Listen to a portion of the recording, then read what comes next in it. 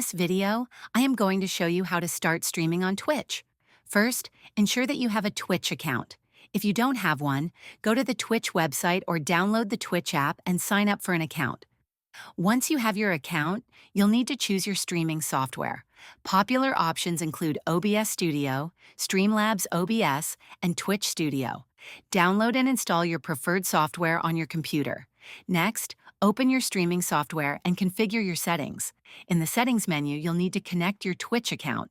To do this, go to your Twitch account, click on your profile icon, and select Dashboard. From there, navigate to Settings, then Stream Key. Copy your stream key. Back in your streaming software, find the option to enter your stream key. Paste the key into the designated field to link your software to your Twitch account. After that, customize your stream layout by adding sources like your webcam, microphone, and game capture. Adjust your audio settings to ensure your voice is clear and the game sound is balanced. Once everything is set up, go back to your streaming software and hit the Start Streaming button. You'll then be live on Twitch. Remember to engage with your viewers in the chat and have fun while streaming. If this video helped you, please like and subscribe to the channel.